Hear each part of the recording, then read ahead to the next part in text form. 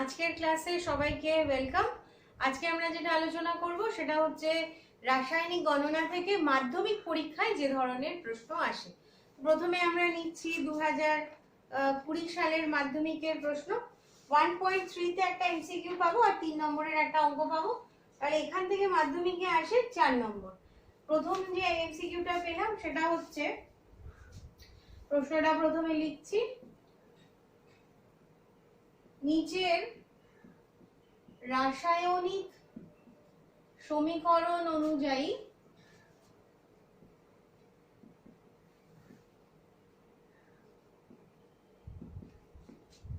সমীকরণ এখানে বলে দেওয়া আছে, অর্থাৎ সমীকরণটা মুখস্থ রাখার কোনো ঝামেলা এই অঙ্কের ক্ষেত্রে করতে হলো না, শুধু টেকনিক অ্যাপ্লাই করব আমরা, কিভাবে এগোবো কতদূর সেটা করলেই হবে। তো 18 সাল থেকে দেখতে পাচ্ছি যে সমীকরণ এই সমস্ত অঙ্কগুলোতে মনে রাখার ঝামেলা থেকে বাচ্চাদেরকে একটা মুক্তি দেওয়া হয়েছে। 10 মোল CH4 পোড়াতে কত আয়তন, এখানে STP তে কত আয়তন O2 লাগবে, কত আয়তন O2 লাগবে। অপশনগুলো আমি এই পাশে লিখছি আর অঙ্কটা এইদিকে করব। 448 লিটার, বি তে আছে 224 লিটার, সি তে আছে 44.8 লিটার আর ডি তে আছে 22.4 লিটার। এবার এখানে কি দেখতে পাচ্ছি আমরা, যে যে সমীকরণটা দেওয়া আছে সেটা হচ্ছে মিথেনকে পোড়ানো হয়েছে অক্সিজেনে, উৎপন্ন হয়েছে কার্বন ডাই অক্সাইড আর জল।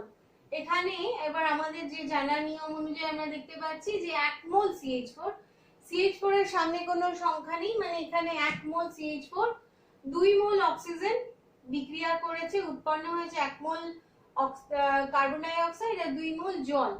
এবার তাহলে 1 মোলকে পোড়াতে কত আয়তন O2 লাগছে, 1 মোল আয়তনটা আবার STP তে লাগবে, যেহেতু অপশন দেখে এটা দেখতে পাচ্ছি।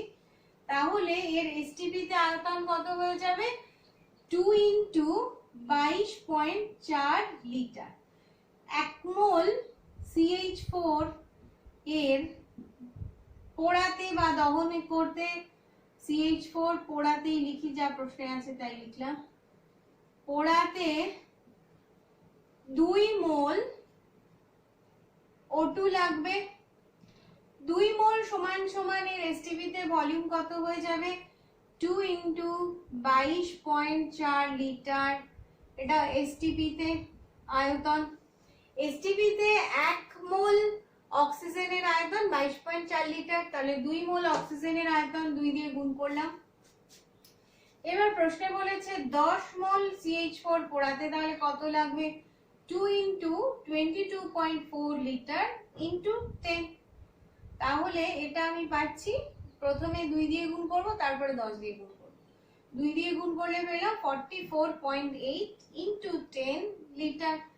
এবার এই 10 দিয়ে যদি গুণ করি এই পয়েন্টটা চলে যাবে, 448 লিটার।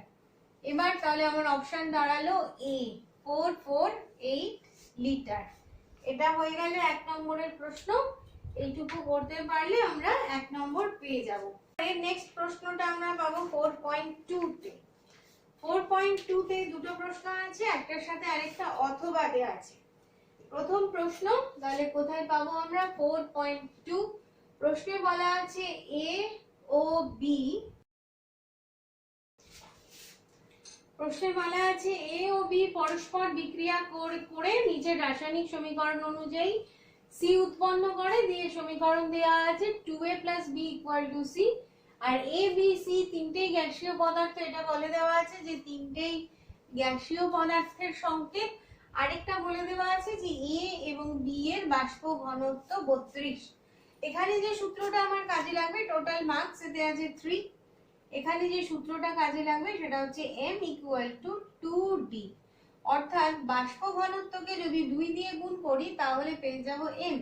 তাহলে M A অর্থাৎ এর বাষ্প ঘনত্ব তো বলা আছে 32, আণবিক গুরুত্ব কত হবে তাহলে, 32 ইন্টু 2 ইকুয়াল টু 64। mb কত হবে? বাষ্প ঘনত্ব বলা আছে 16, তাহলে 2 ইন্টু 16 ইকুয়াল টু হয়ে গেল 32। mc কত সেটা নির্ণয় করতে হবে। তো আমরা কি করব এবার, এই অঙ্কটা কিভাবে এগোবো? সমীকরণ লিখলাম, 2a প্লাস b থেকে উৎপন্ন হয়েছে 2c। এবার ভরের নিত্যতার সূত্র অনুযায়ী আমরা কি জানি, এপাশের যা ভর হবে এপাশে তাই ভর হবে। তো আমরা এবার এর মলিকুলার ওয়েট গুলো বসাচ্ছি, সামনে 2 বসালাম। এবার ma কত? ma হচ্ছে 64 বসালাম, প্লাস b কত? b পেয়েছি আমরা 32, করলে আমি পাবো 2mc, অর্থাৎ c এর মলিকুলার ওয়েট।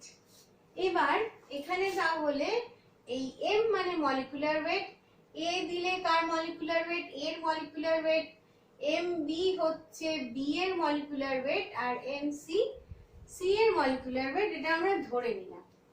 এবার তাহলে কি পেলাম এখান থেকে পাচ্ছি 8 12 8 128 যোগ 32 হয়ে যাচ্ছে 2mc।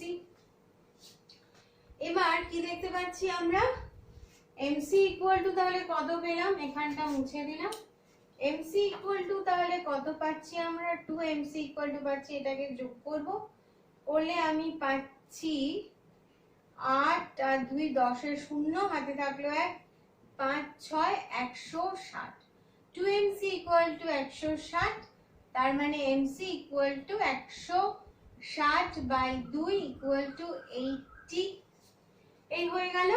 তাহলে dc মানে বাষ্প ঘনত্ব d এর কত হবে? 80 কে 2 দিয়ে ভাগ করব, তাহলে 40। তো পার্ট মার্কিং যেগুলো আমাদের থাকে সেটা এইভাবে এগোবে যে ma নির্ণয় করার জন্য 1 নম্বর পাবো, mb নির্ণয় করার জন্য 1 নম্বর পাবো, এবং এই অবধি পৌঁছানোর জন্য আর 1 নম্বর পাবো। তাহলে প্রথমেই যদি অঙ্ক কঠিন লাগে আমরা কি করব, অঙ্কটাকে বারবার করব, তারপরে আমরা ধীরে ধীরে এগোবো, হতাশ একদম হব না। আমরা যদি মোটামুটি সঠিক ধারণা অনুযায়ী এগোতে থাকি তাহলে কিন্তু নম্বর আসবে। ইউনিট লেখার জন্য থাকে হাফ নম্বর, আর সঠিক ক্যালকুলেশনের জন্য কাটা যাবে ফুল ক্যালকুলেশনের জন্য কাটা যাবে হাফ নম্বর। পরের রিঅ্যাকশনটা এবার নিচের রাসায়নিক সমীকরণ অনুযায়ী, নিচের রাসায়নিক সমীকরণ অনুযায়ী, এক্ষেত্রে আবার সমীকরণ বলে দেওয়া আছে। সমীকরণটা হচ্ছে 2ZnS প্লাস 3O2, কি পাবো? 2ZnO plus 2SO2। এই সমীকরণ বলে দেওয়া আছে। এই সমীকরণ আমরা মেটালার্জি চ্যাপ্টারে পাবো। প্রশ্ন কি এবার? 100 মোল, প্রশ্নটা ওইদিকে লিখি, তাহলে এই সমীকরণ থেকে কাজে লাগিয়ে নিতে পারবো। প্রশ্ন হচ্ছে 100 মোল ZnS থেকে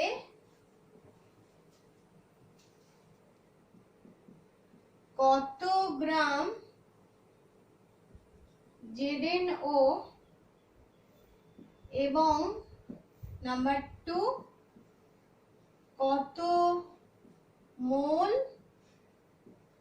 SO2 উৎপন্ন হবে।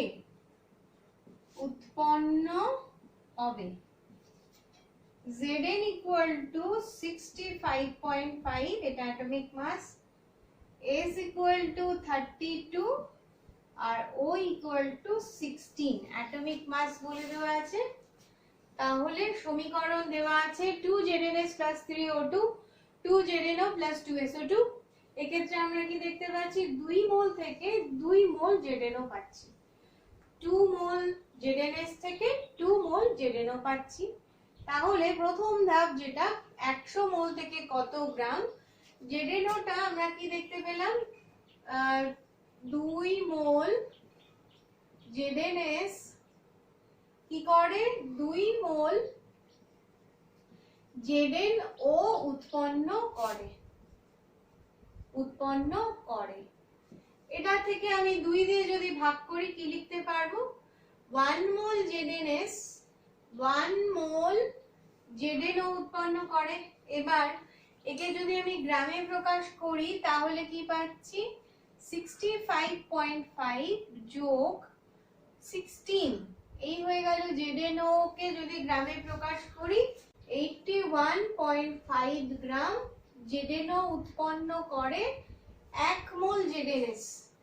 প্রশ্নে এবার বলা আছে 100 মোল ZnS, তাহলে কি করবে আমরা এখানে 100 দিয়ে গুণ করব 5 ইনটু 100 ZnO উৎপন্ন করে কি করব আমরা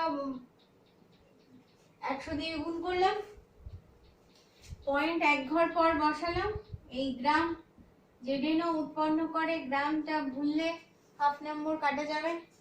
এই অবধি হলো। এবার বলেছে কত মোল SO2 উৎপন্ন করে। এখান থেকে আবার একই রকম দেখতে পাচ্ছি যে 2 মোল ZnS 2 মোল SO2 উৎপন্ন করে, তার মানে 1 মোল ZnS 1 মোল SO2 উৎপন্ন করে, তাহলে 1 মোল ZnS 1 মোল SO2 উৎপন্ন করে।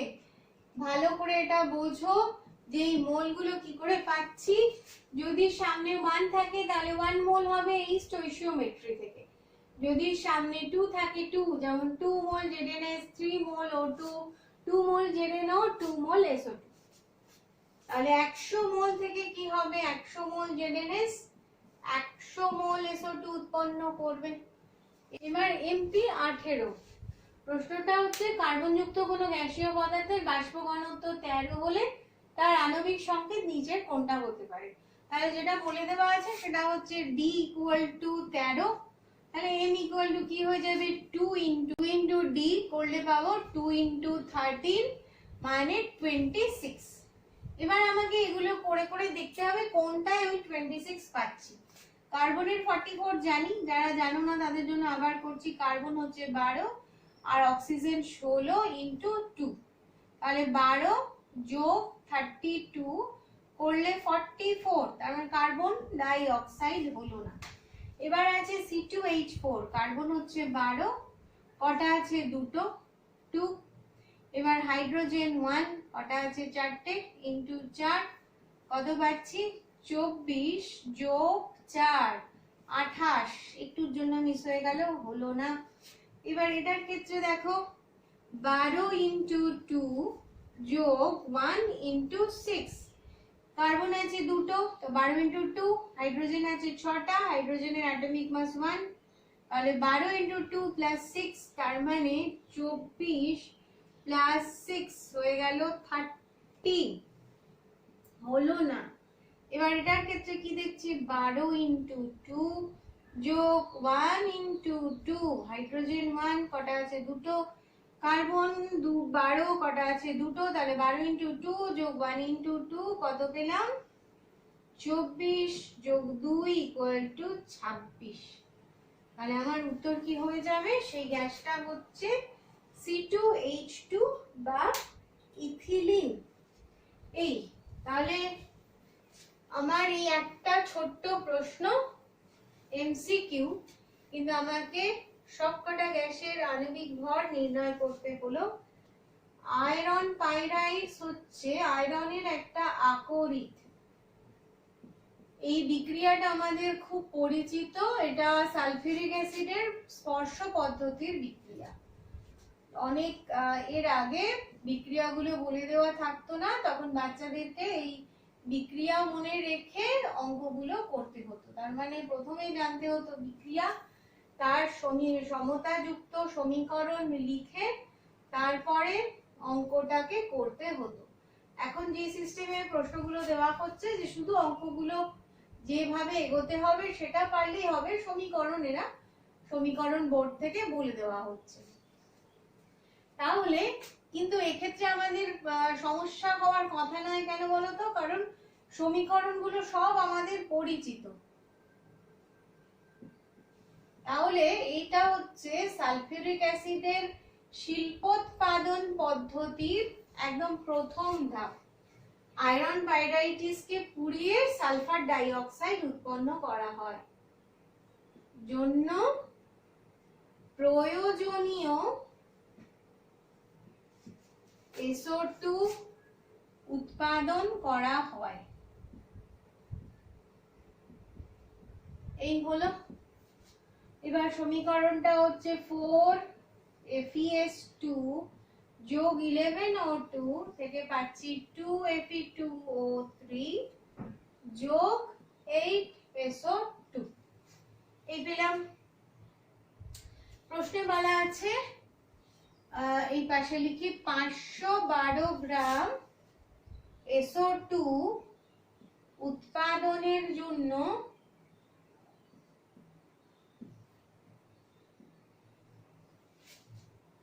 কত গ্রাম FeS2 প্রয়োজন?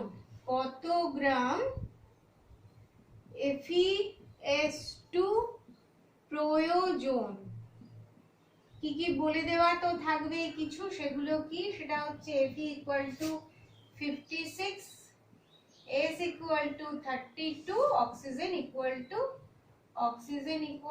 16। এই বলে দেওয়া আছে।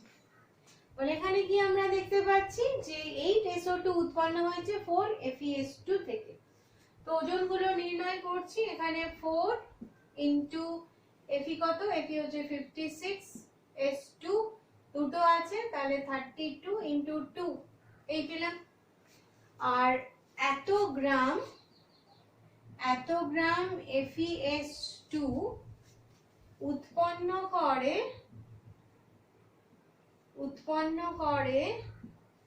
কত গ্রাম? 8SO2 গ্রাম। 8SO2 যত করলে হবে তত গ্রাম SO2। 8 ইনটু S কত? 32 ইনটু O কত? 16, কটা আছে? 2। এত গ্রাম SO2। তাহলে কি দেখতে পাচ্ছি?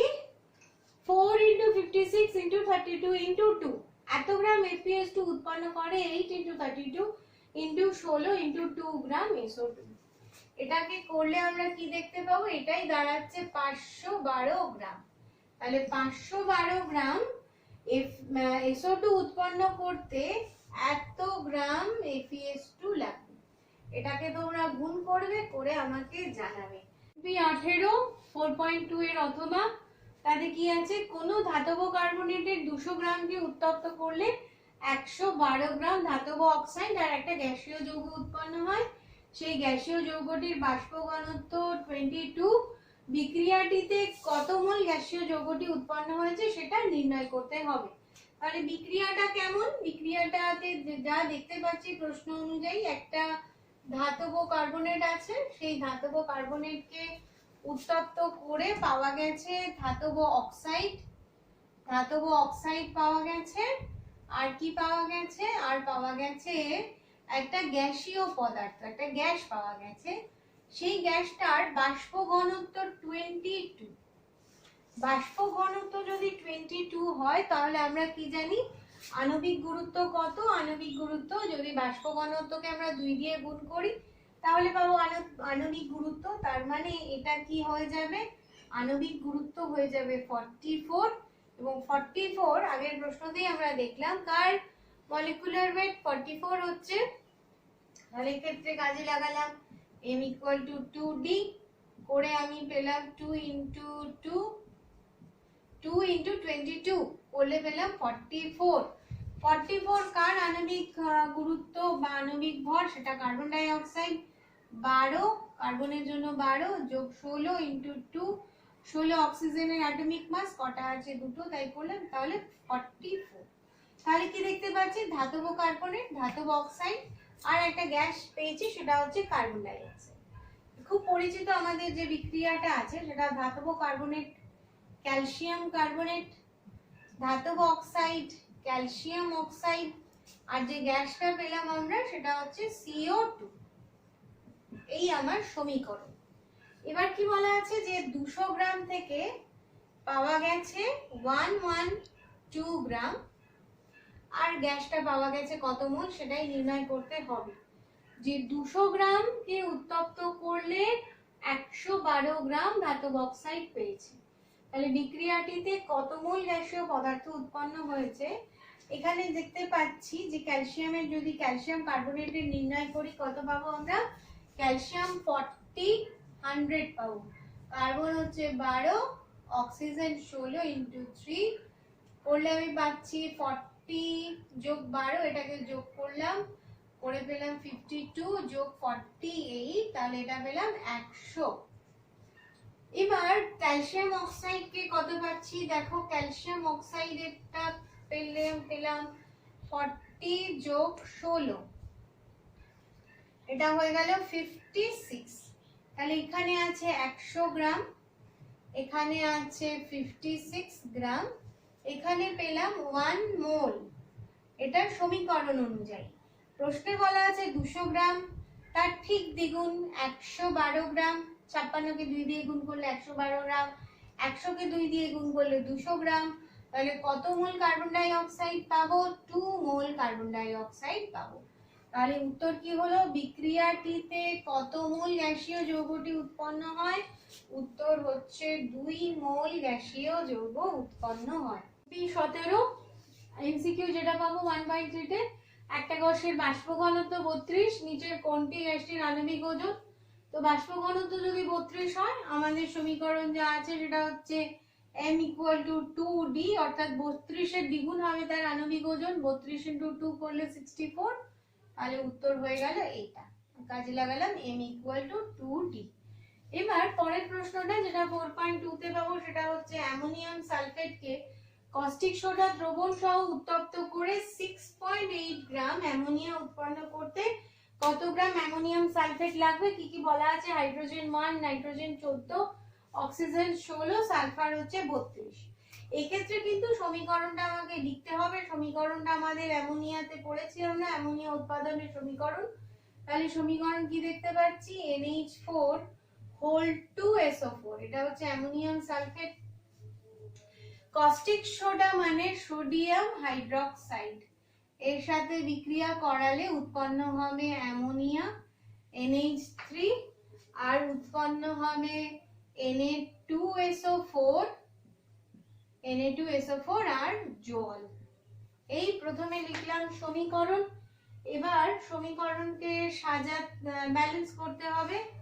ব্যালেন্স করলে এখানে 2, এখানে 2 আর এখানে 2, এই সমীকরণ ব্যালেন্স করা হয়ে গেল। সব ওজন আমার নির্ণয় করতে হবে না, অ্যামোনিয়াম সালফেটের ওজন আর অ্যামোনিয়াম ওজন নির্ণয় করলেই হবে, বাকি দরকার নেই। অ্যামোনিয়াম সালফেট হয়ে যাবে তাহলে অ্যামোনিয়া 14 যোগ 1 × 4, এটা NH4 হলো, এটার হোল 2 হলো। এবার তার সাথে যোগ করব সালফার 32, আর যোগ করব অক্সিজেন 16 × 4, এটা করলে আমি পাবো 36, 18 × 2 36 যোগ 32 যোগ 64, এটা করলে আমি পাবো 132। তাহলে অ্যামোনিয়াম সালফেটের আণবিক ওজন 132।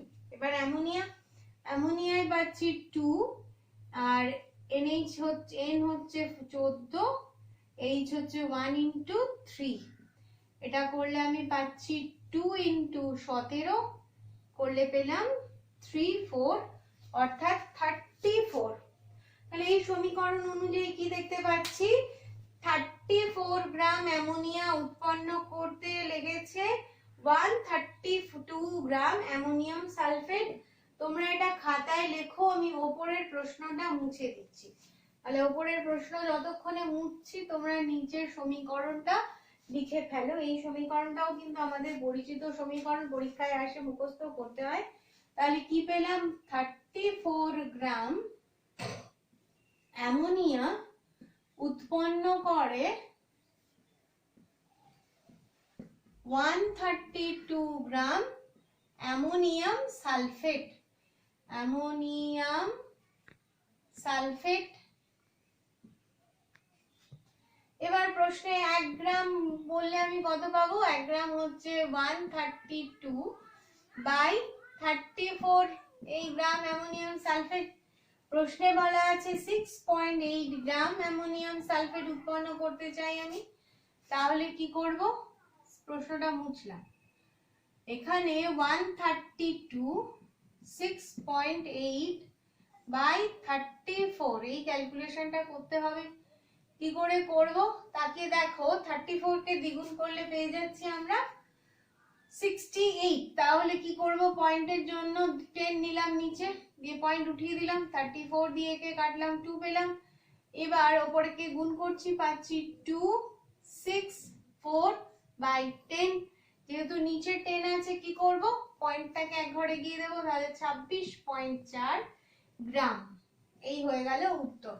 তাহলে 6.8 গ্রাম অ্যামোনিয়া উৎপন্ন করতে 26.4 গ্রাম অ্যামোনিয়াম সালফেট লাগবে। অথবা CaCO3 এর সঙ্গে লঘু HCl বিক্রিয়া করে CaCl2 CO2 আর H2 উৎপন্ন করে। 50 গ্রাম CaCO3 থেকে 55.5 গ্রাম CaCl2, 22 gram carbon dioxide এবং 9 গ্রাম হাইড্রোজেন উৎপন্ন করতে কত গ্রাম HCl প্রয়োজন হবে, আর প্রয়োজনীয় HCl এর মোল সংখ্যা কত হবে। তাহলে আমরা গোটা বোর্ডটা জুড়ে সমীকরণটা লিখছি। তাহলে গোটা সমীকরণের ক্ষেত্রে এবার আমার ওজনটা বার করতে হবে। তাহলে এই প্রশ্নটার ক্ষেত্রে সমীকরণ লিখলাম প্রথমে CaCO3, তার সাথে বিক্রিয়া করেছে HCl, উৎপন্ন হয়েছে CaCl2 আর উৎপন্ন হয়েছে CO2 আর জল। তো এই ক্ষেত্রে সবকটা ওজনই বলা আছে, তাকিয়ে দেখো। CaCO3 এর পরিমাণ বলা আছে 50, CaCl2 55.5, CO2 22, H2 9 গ্রাম। তো সবকটার ক্ষেত্রে ওজনগুলো দেখি। ক্যালসিয়াম কার্বনেট আজকের ক্লাসেই দেখেছি, এটা হচ্ছে 100 গ্রাম।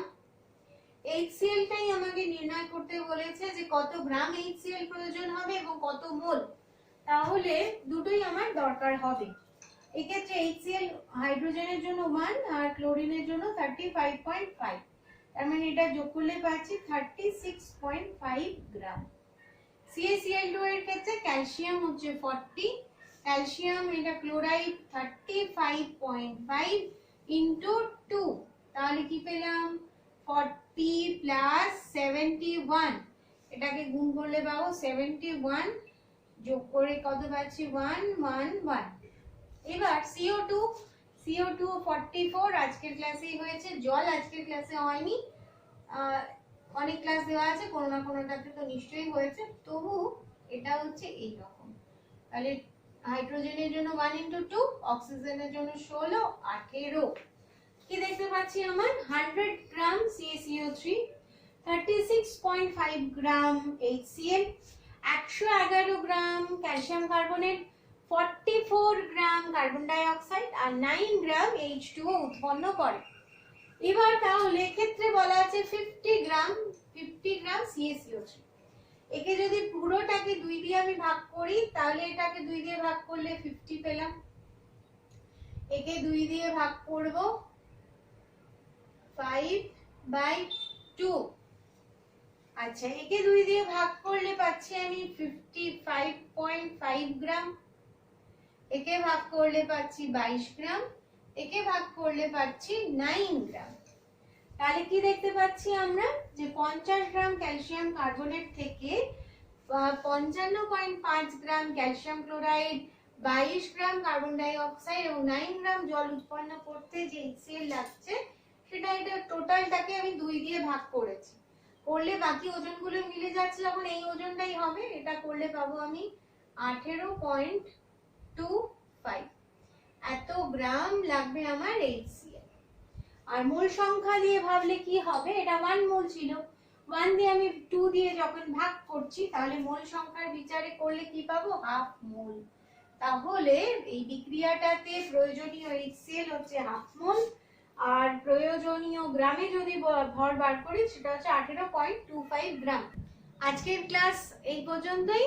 মন দিয়ে সমস্ত ভিডিও দেখতে থাকো এবং নিজেদের ধারণা, ক্রিস্টাল ক্লিয়ার ধারণা অর্জন করো এবং জীবনে সবাই এগিয়ে চলে।